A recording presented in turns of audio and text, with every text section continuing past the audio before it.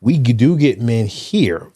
Very few initiate the call. And I am thankful that I grew up in a situation where I wasn't really exposed to psychology early. I would have been mislabeled. Sadly, I had a bully phase. Why do people do this? Why do these people kids bully? bullying? Great question. What if sometimes we need to let kids figure it out without the adults getting involved? Plays out in couples the way society wants it to play out. To be more open, be more vulnerable. They don't always like it when they get it. You open that one.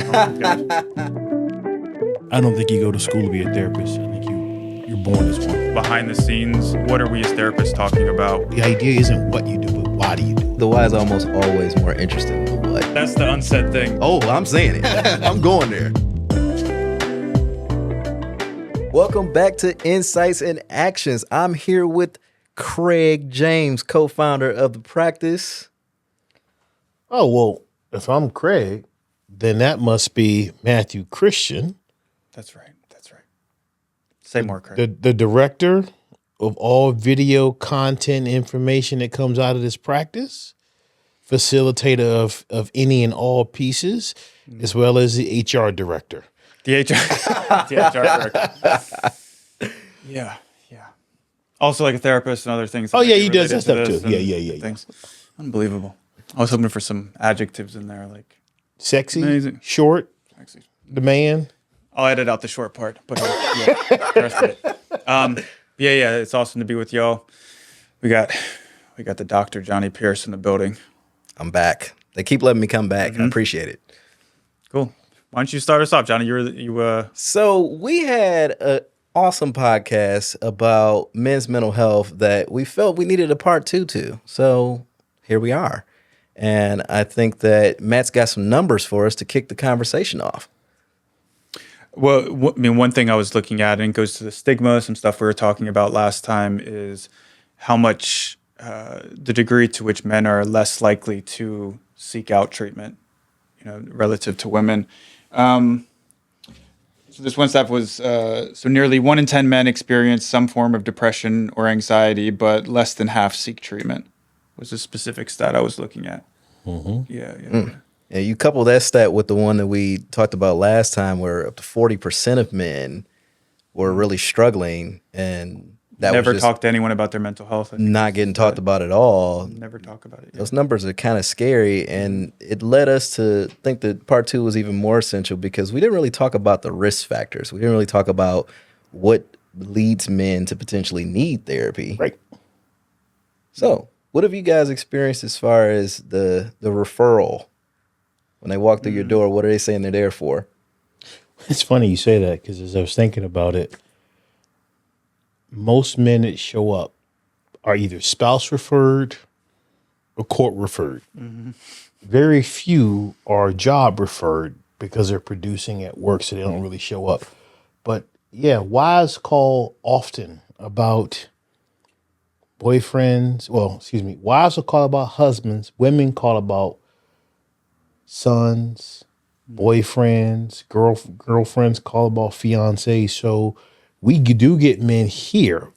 Very few initiate the call to ask for help for themselves. Yeah, it's an interesting point. Yeah, a lot of the relationship piece where, the relationship's really on the ropes, and sometimes it's even like a condition to, which isn't the greatest starting point, but even if it is, if that's how people get in. Non-negotiable. But ultimatums. Yes. And so what we talked about before and what we'll get into today are the protective factors, the risk factors. Why is it that we find our men using substances or engaging in risky behavior? Because they haven't been taught to communicate how to feel, how to talk, who's safe to talk, with about what I'm experiencing. So that's it. Just the degree to which the men I work with typically are like so compartmentalized. Yeah. In a way that seems different than on average the women are, where things are really just often since a kid, buried, put in a box, put in the basement. And then to your point, Craig, your question you were asking in our last podcast of like, how does that come up or does that surface? Right. Because it does. And a lot of times going back to the relationship thing, they become so shut down in the relationship that it's continually bringing up problems. And then it's like, things are falling apart before they get in. But, just the last thing I'll say, just as an example, there's someone I'd seen recently where, this kind of pretty traumatic thing had happened in their life, and then, they were back to work like 2 days later. It's something where you would want a lot of time probably to process. Yeah. The thing that I think we've all seen, and I think we've even talked about it at our team meetings or our clinical meetings, is how with fellas in particular, they'll have those boxes nice and neatly put together, and like maybe something's falling apart over here, but it's not bleeding into anything else, so everything still seems to be fine. It's when they do start to have multiple compartments open up and mix together, and now I'm not able to sort the stuff out the same way I was before, so I'm in search of a safe place. I go to work and I'm not performing well at work. I go home and I'm not satisfying the family responsibilities I have, or I don't have family there, so when I get home I'm alone and I'm by myself, and I just got to sit with the thoughts of the day. Or hey, I used to have a vibrant social life, and then suddenly I got into a committed relationship, and I feel like I got to draw all my attention on this one person because I want to make them feel valued or cared about. So in so many different ways, the avenues for health kind of get shut down or can get shut down. And while we would expect or desire for that guy to say, hey, I need some help, therapy may not even be looked at as an option, because why would I go talk to somebody else about this? People bring stuff to me. Which then goes to the idea of the isolation, which is one of the risk factors we've identified, is I don't have the place to go to talk. I don't have the male friends to connect with. So I'm sitting while people see me, I'm public facing. Internally, I just don't really have a support system. Oh, and don't forget the element of, if I have women in my life, I don't want to burden them. Yeah. I don't want to put this on them. I don't want to make them think I'm shaky, because I don't want to risk them potentially bailing on me or get them nervous, because if I say something to them about how I'm feeling, then they might tell me how they're feeling, and I'm going right back into solution mode for them. Yeah, the isolation is the biggest thing, I think. Yeah. The degree of isolation. I mean, the isolation socially being the big one, obviously, and the obvious one. And also the isolation from themselves that comes with the compartmentalization. Yeah. Where it's like just lopping off parts of ourselves and our experience and trying to get the full scope of our experience and becoming like this very narrow band where the rest of it is being fended away. And the way that it's being defended it reinforces the isolation, because it's very hard to connect with people when operating in that way. Right. Not wanting to self-disclose or be like truly Vulnerable. real or vulnerable. I think that really hits on it. And yeah, I think in our culture right now in general, for men and women, and particularly for men, it just seems like they're having a lot of trouble connecting. And I wonder if what we're talking about is each generation is supposed to be better than the last. That's the goal. So the isolation aspect, I think we can all say we've seen it in our older men. But what about that group that's 30 and under, right? What's their challenge? Are they faced with the same challenges that their fathers are faced with, which is, isolation? I think we'll talk here a second about being a hero and being responsible for fixing things. I just wonder, are all men of all generations going to be faced with the same challenges, or is it just that group that's 40 and up? Fair question. Yeah. I don't know. What do you think? I'm in the older group, so. I mean, to say I'm in the younger group is pushing it a little bit. I don't know. Yeah, I mean, I think it's, some of the thoughts that come to mind for me. One, I think the isolation is a big deal with that as well. So much of it being online. A lot of the young professionals are working from home, like you were talking about.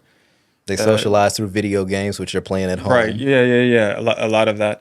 And difficulty connecting with people and making friends. Now, I think that does span across Gender. ages with men, that part. Okay. But yeah, I think the isolation is a big piece, and the hopelessness at times of the that the younger generation, I think, rightly feels that, and some of the evidence supports, not going to be able to have what the generations before them had. Yeah. They're burdened by tons of the student debt. There's not the middle class Right. jobs anymore. And then if you do have the upper class jobs, you have the higher degrees. Again, you have the tons of the student debt. That they're not going to be able to manifest what they thought their life was going to be like. Yeah. There also might be a lot of dissatisfaction with circumstances. So I want to retire early so that I can then go live my life, and seeing it in that context that work is a chore, work is in some cases robbery, all kinds of things of that nature. I think even the push towards entrepreneurship, where I want to start my own thing. Well, I'm starting my own thing. I'm typically going to be by myself doing that. I'm going to have to sit in an office by myself for some amount of time, or I'm going to sit in some type of workspace by myself. And then I finish that task of getting my thing up and running, which never ends, actually. So I don't have a 9 to 5 anymore. I got a 9 to 9, and I've got to put in these calls, and I've got to order this stuff, and I'm constantly on the go. But I'm mostly doing that in isolation. I think in general in our culture and in therapy, it's easier to lose the empathy for men. Kind of a suck it up buttercup approach. Well, it's because it goes back. We had this discussion offline. The second you find out that your wife's about to give, birth to a boy, everything you do versus a girl, how do you frame your engagement with them? How do you talk to the mother in the womb? How do you frame the colors in the room? My wife's having a son. He can't have any dolls. If he has dolls, it's got to be G.I. Joe. They're still around. Action figures, right? So we're talking men's ability, vulnerability in therapy now is really started in the womb. I mean, the adjectives, they literally have done studies on this, that the adjectives that are used talking to the unborn fetus shift dramatically the second that the gender's been revealed. Up to that point, it's pretty neutral. There's comments about intellect. There's comments about appearance. There's comments mostly about health. And then it goes into if it's going to be a male child or identified as male child, the belief is he needs to be strong. He needs to be smart. He needs to be these things. His appearance doesn't matter much. There's no, it might be a reference to him being handsome, but that's like a very, very minor thing. If it was a girl, she's going to be pretty. She's going to be cute. She's going to be nice. She's going to be pleasant. But with the guy, with the male child, the suspected male child is going to be, what is he going to do? And that tends to be out the womb, into adolescence, into the teen years, into the young 20s. Men associate their identity in many cases and their wellness in many cases with what they are doing. How does that play out? Because I don't do couples counseling. I mean, obviously I work a lot with relationships and stuff in therapy with people, but because you two both have a lot of experience with couples therapy, how do you see some of that play out, like with couples when you see them? The man writing in, trying to solve this. I don't know. That's something I see like talking to people, but I don't do the couples thing directly. It's interesting because it plays out in couples the way society wants it to play out. What do you mean? Well, he's expected to typically, he's a provider. I take care of the stuff at home. But when he comes home, I want him to engage with the family, with the kids, but he doesn't know how to, or he doesn't. So now here comes the conflict, right? Well, I'm home with the kids, or when I get home, my work just starts. Husband, you get home, your day is over. So there's a lot of expectations and conditions that are playing out that couples fall right into those roles and don't talk about it. Right. I've got a few couples right now that they're doing some good work in couples therapy, but a lot of it is the foundation of we didn't talk about these roles, or we talked about them and they changed, but we didn't have discussions. Or we talked about them in our most progressive states of mind, because even when couples are highly progressive, so this progressive ideas around gender roles and things of that nature, when they actually couple, marry, and cohabitate, they fall typically right back into those traditional gender expectations. If I believe that men are supposed to do these things, even if my partner is not necessarily pushing for that, even if I'm allowed to come into the space and kind of flow or whatever the case may be, if I have it in my mind that that's the way it's supposed to go, I might delay coming home. I might make the stop at the bar. I might stay at I got to stay at the office a little bit later. I might literally set myself up that I'm coming home to go to sleep because I don't know if I can tackle that. I didn't made it something in my own mind that it may not be. And I think in some of the couples that I've worked with, what therapy has allowed for a conversation to develop around what the expectations really are and not the imagined expectations that we may project on the others and say, well, this is coming from you. And the other person's like, it's not coming from me. And here's going back to the unsaid thing. I'd like to hear if this plays out for you all, if you think this is true or not. But I think more than we think, the wife or girlfriend or whatever, they want the person to be more open, be more vulnerable, show you, this and connect with me in this way. But they don't always really want it. They don't always like it when they get it. So that same woman, if her girlfriend called her up and said she was going through something, would she be able to give her that compassion and empathy? Sure, without a doubt. But when it's her guy or her person and she's looking at him like, hey, I want you to be strong. I want you to share with me. But when you share with me, I can't see you as strong. I think that conversation is happening. As a matter of fact, I've been fortunate to do a couple of events in DC, and that exact topic came up where the guys who were present were saying, ladies are asking me to be vulnerable. They're asking me to share my emotions. And when I do it, I get punished.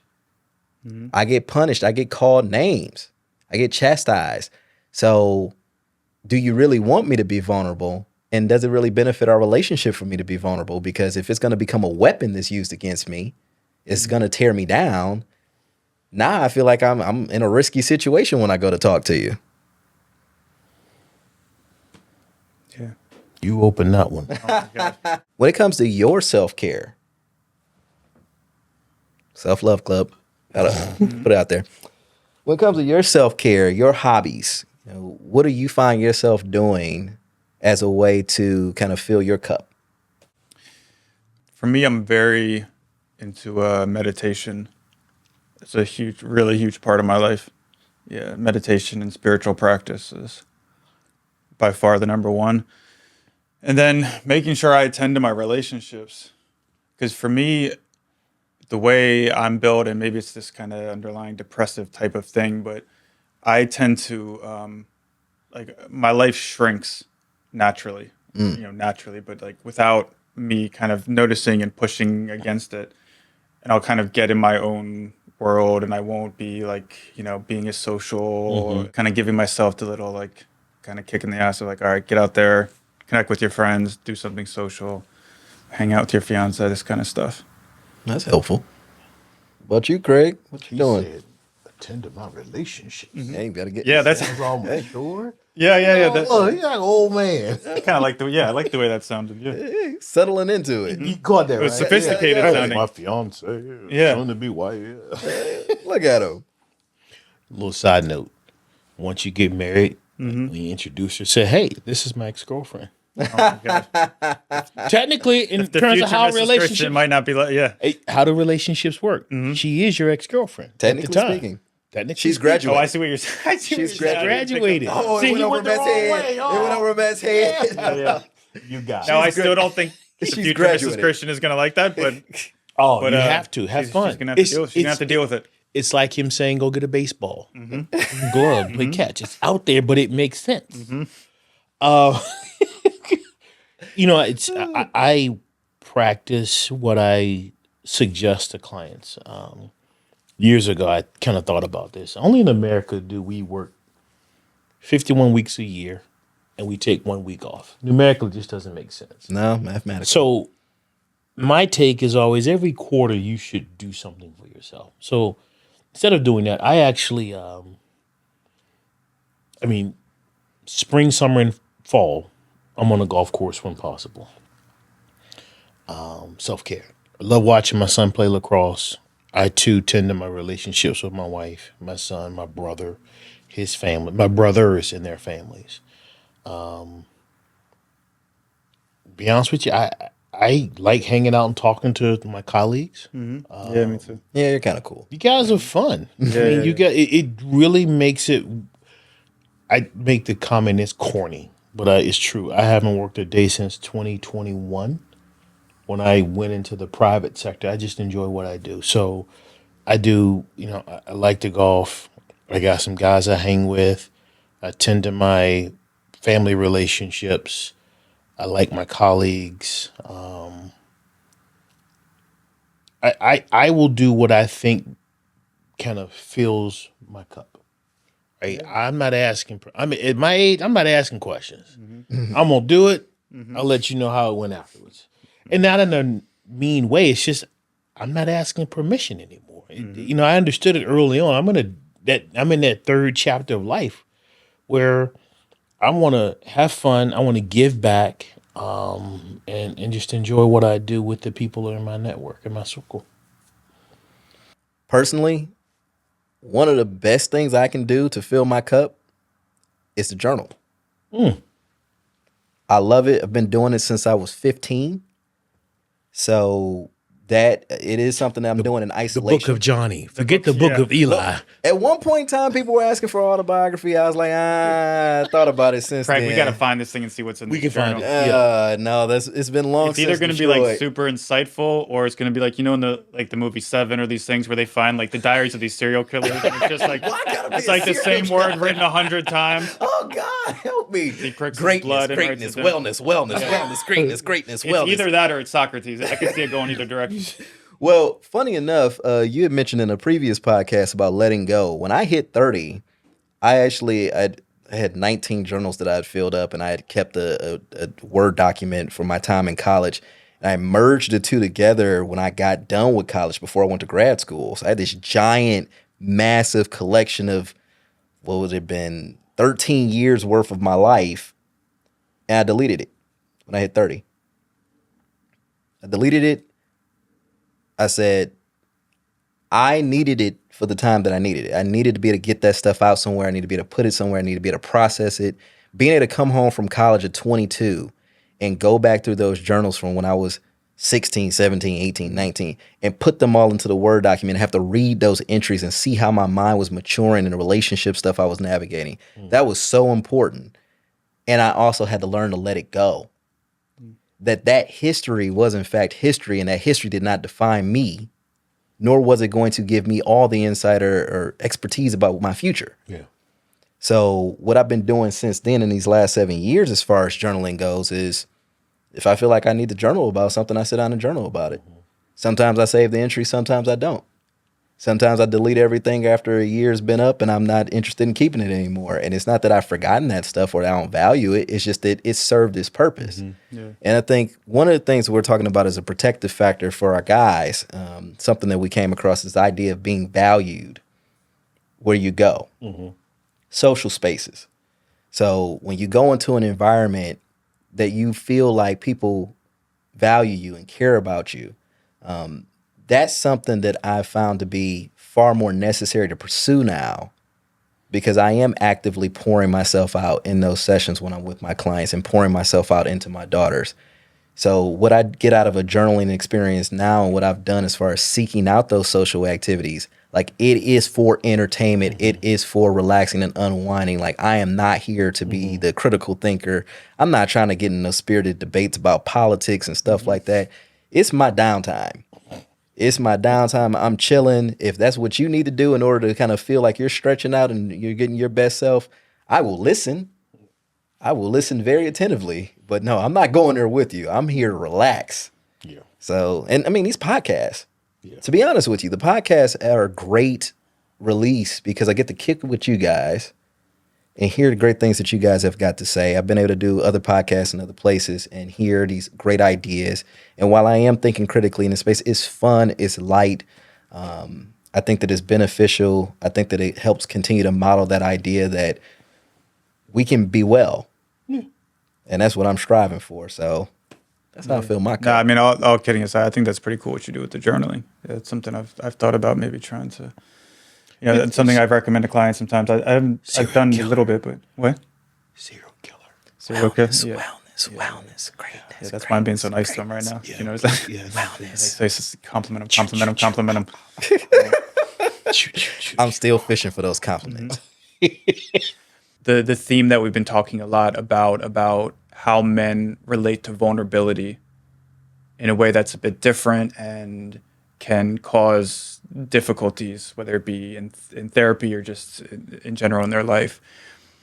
One thing I was thinking, reflecting on it, is men's relationship to violence and how that might play into the hesitancy with the vulnerability. I mean, one thing being, again, generally speaking, when young, male bullying tends to be more of the physical aggression, the physical bullying.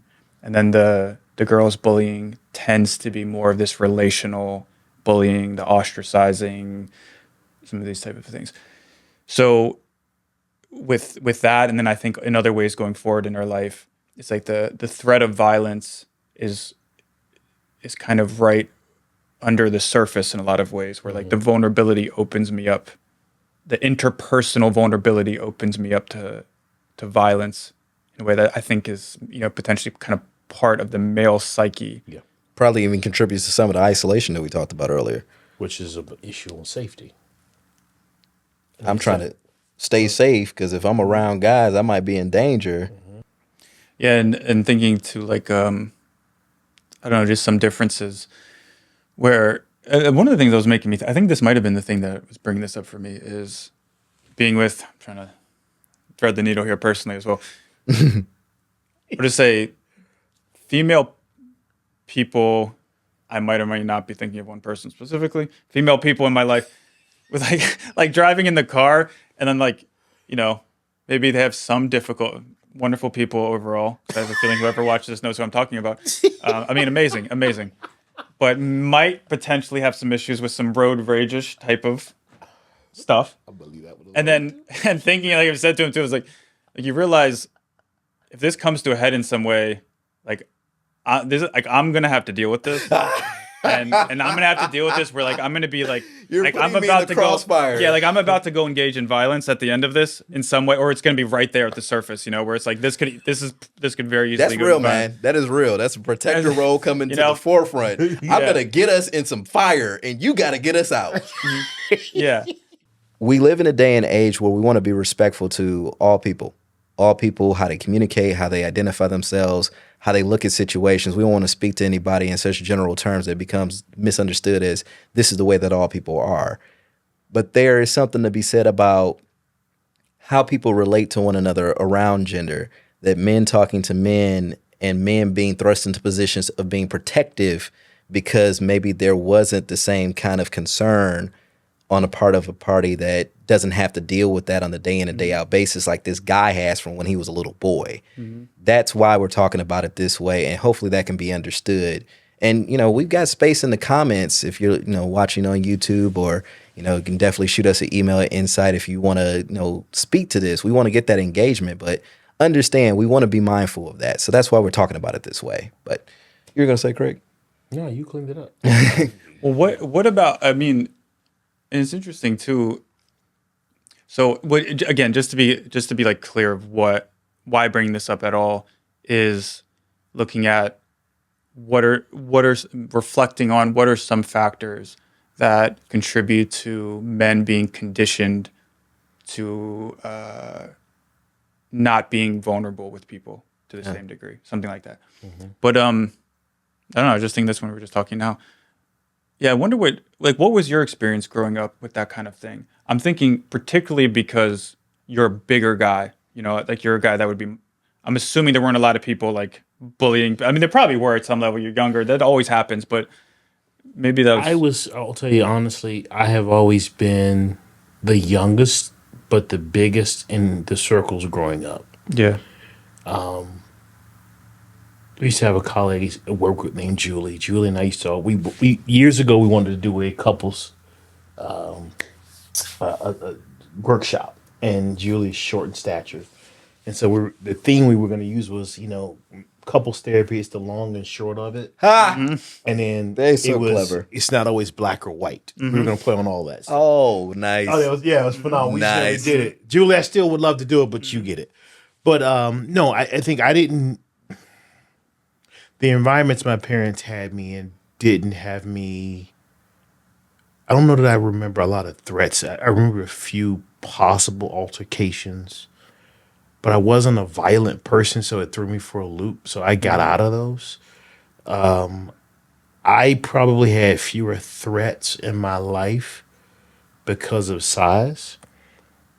So it's a gift and a curse. He's the biggest guy, so we don't mess with him, but he's the biggest guy, so he gets angry, he can look a certain kind of way. Right. So I Yeah, learned a yeah. long time ago, a friend of mine named Ellis said this to me, but I did it before he said it.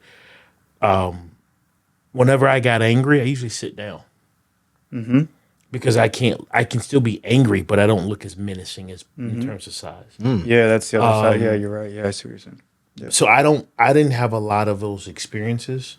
So size is benefits. There's benefits and curses. But in the sense that it's getting at the same thing of the relationship of men with violence is also shaping your thing, like you're talking about. But on the other end, where it's like assuming you're a threat in some way, you're dangerous, you're a threat because gotta you could see do it. more harm because you're big. So it's kind of the flip side on some level. But So I had but to it's be- also shaping your experience in some way. Yes. So I was aware.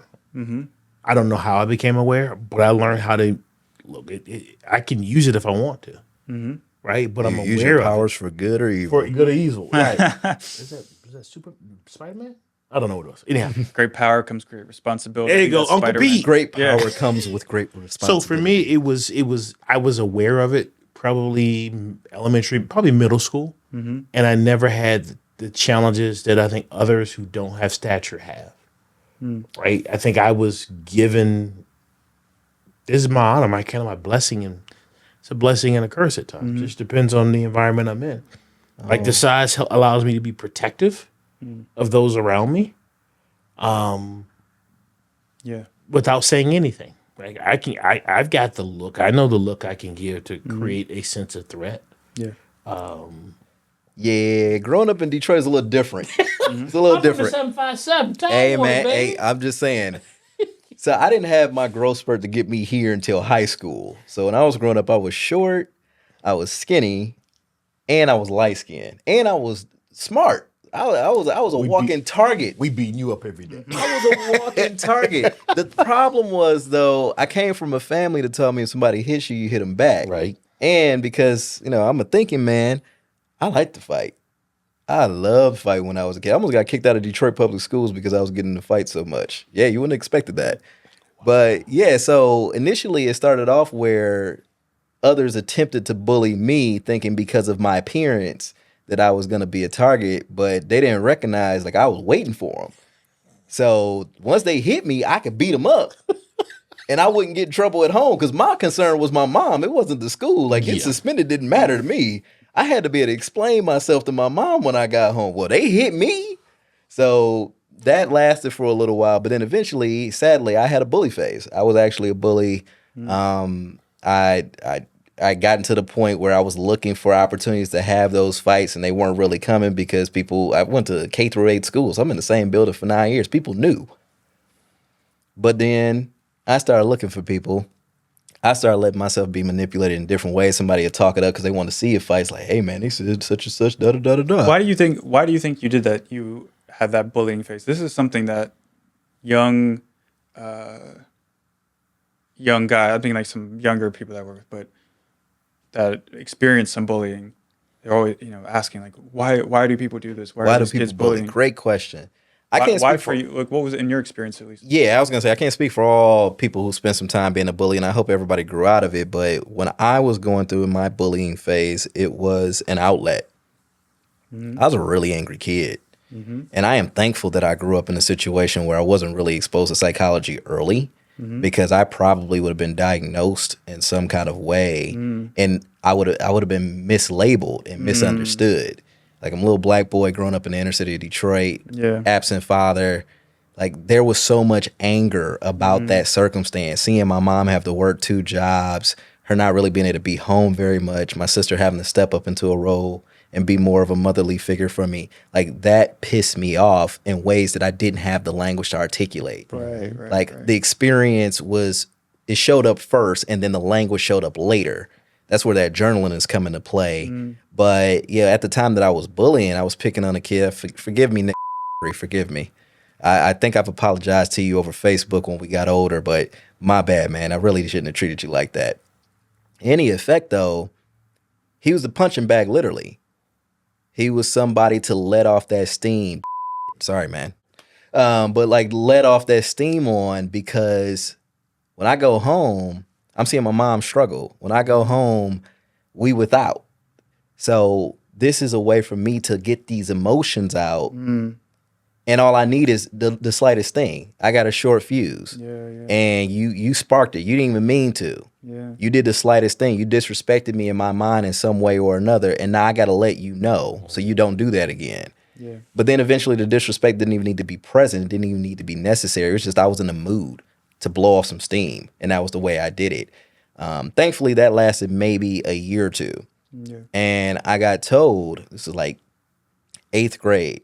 Actually, no, 7th grade was a crazy part. We had a real bully come to the school.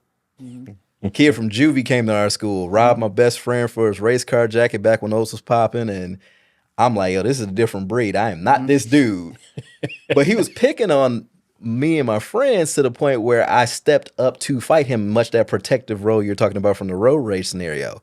And that's the one fight that I got whooped. Like, dude, he left a knot on the back of my head. Somebody's mama had to pull him off of me. But that was the one time I shifted gears. I went away from fighting to blow off steam to fighting to be a protector.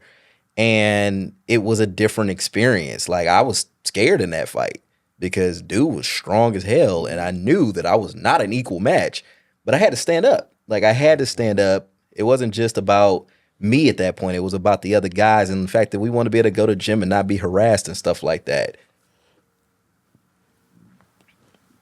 But I think it's interesting because you said clients ask about the bullying phase. And I sometimes wonder if from a public, and a lot of this generated of recent, the term bullying. What if sometimes we need to let kids figure it out without the adults getting involved?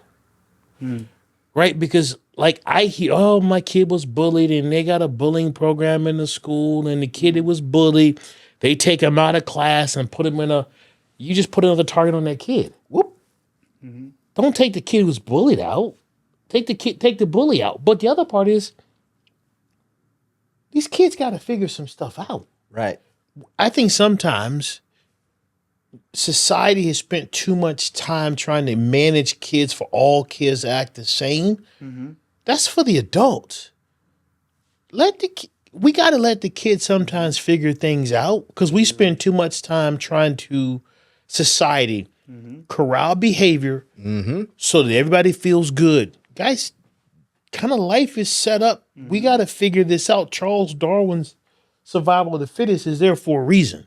And I did. You know what? It actually, I'm thankful that I hate that I behaved that way. Like, it's one of the, like, most of the times in my life when I think about being the person that I am now and being the person that I want to be, that one had the largest gap between who I was at that time and who I really wish I would have been. But I look back at that younger person, I look back at that younger version of myself, and I see that kid was sad, and that kid was angry, and that kid didn't know how to process that stuff. And that doesn't make it okay or excuse the fact that he mistreated other kids. But what it does is it put him in a position, and now I'm speaking to myself in the third person, but it put me in a position to be able to get challenged in a different way.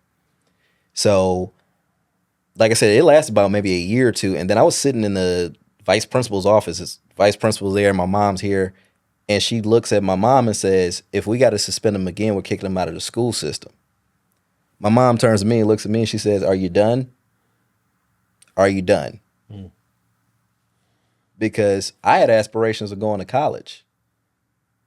The goals started to matter more. Like, I still had my emotions and I had to figure out how to work with them, but the goals came to the forefront. If I keep doing this, I'm going to risk these goals. And that's where the shift kind of happened, where goals became the thing that really made the decision for me. If I do this next thing, is it going to move me closer to my goals, or is it going to move me further away from them?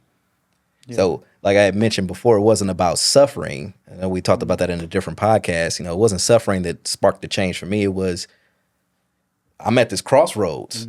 I'm either going to be what I want to be in life and get there, or I'm going to be the reason why I don't get there. I can't blame it on dad not being here. I can't blame it on the community I'm growing up in. I can't blame it on poverty. Like, this is a decision I'm making right now. And I think that was big. Yeah. Yeah. No, it's, no, I appreciate you talking about that. And I mean, I think with the bullying thing, I super agree on one level of letting kids figure things out and the parents having taken over that role, especially with like the younger kids. Yeah. There's something Jonathan Haidt that referenced him on other podcast talks a lot about. But yeah. So too much parent involvement, not allowing them to figure things out and have the conflict and everything. I mean, I think where it becomes a problem is when it becomes chronic and ongoing. And it's not like they're figuring things out, where it can become really like psychologically or physically like, damaging to people. So, I mean, I think there's a line there, but overall, I agree with the sentiment of what you're saying. You're 100% right. And you know, but do you think about it for a second? And I don't know this to be the case. I wonder, do the adults even know when it looks chronic? I think one or two instances to oh my God, it's wrong. Like, so I think I always wonder at times, we're talking about the, relationship to violence, is that and the third, and language gets misused. My son was in middle school at the time. You're killing me, Smalls. One of the most famous quotes out. Ferris Bueller's Dad. No. Oh my gosh, what movie? I can't remember the name of the movie. That's not it. No, it's not Ferris Bueller's. Oh, You're Killing Me, Smalls. Sandlot. Sandlot. Thank you. One of the most famous lines ever. You're Great killing t-shirt. me, Smalls. Great T-shirt. My son's wearing it in school. They tell me I have to turn it inside out. Why? Because it says killing me. Guys, you guys have policed too much work, which when you talk about relationship to violence, I think it looks different depending on the environments people grow up in. 100%. Of course, yeah. But I think the pendulum at times for correction swings so fast and so hard that we don't allow the children to figure it out at their age on, with adult involvement to some degree, so they can grow into what you had to go through. And I think we all went through it at different phases, but we're adjusted people because we went through some stuff. I think that's the piece that I see in our younger population now. They're not allowed to have any adversity to lean on to grow. Granted, that's a tangent and I'm off topic here, but it's not off topic and it's not a tangent. Like, you're hitting that. It's two things that's coming up there. You're going back to that quote about don't prepare the path for the child, prepare the child for the path. Correct. If I remove all the adversity that will naturally come up in your life and then drop you into adulthood and say, now figure it out, you're screwed. You're screwed. It doesn't matter if you're male or female. You're going to be screwed because we use our childhood as a training ground for everything else. which is Matt was talking about earlier, experiences. Having to go through experiences is what you lean on for the next experience. It's tied together. I'd say there's this other piece, and I've referenced this guy before, Adler. He had this idea of social interest. His idea was that if we're well, when we're well, we'll have a high degree of social interest. We won't want to be in everybody's business or anything like that, but we'll have a genuine concern and regard for the other. But see, if I'm not well, I'm going to be so focused on myself and my pain and my suffering that I'm not going to take into account how I might bump up against you. And when I think about that journey that I went on, where early on I was defending myself, I was protecting myself because I was a target. Then I became the aggressor. I started looking for a target. And by the end of it, I'm now like, wait, me blowing off steam in this moment could cost me my future. So let me not do that anymore. And then I had to sit with the emotions that were still there. So when anger would come up, I could get angry, but I can't act out on it. Now I got to figure out something to do with it because I'm stuck with it. Whereas before it was all impulse. I feel something, I do something. I feel something, I do something. And how many of our clients, our male clients in particular, are in that space or talk about things in that way, where since what I do is what identifies me as male in many cases, I'm doing things. I feel something, I do something. I feel something, I do something. I feel down, let me drink. I feel lonely. Let me put myself in risky situations. It's all tied. What we're asking for our viewers, hey, a little bit of empathy. Try to all behavior makes sense in context. Doesn't mean it's okay, Right. but understanding it, which Explanation, not justification. right, and that's really what we're saying is part of this discussion, which is hopefully this leads more men to seek out the support that they need when they're struggling with whatever is going on.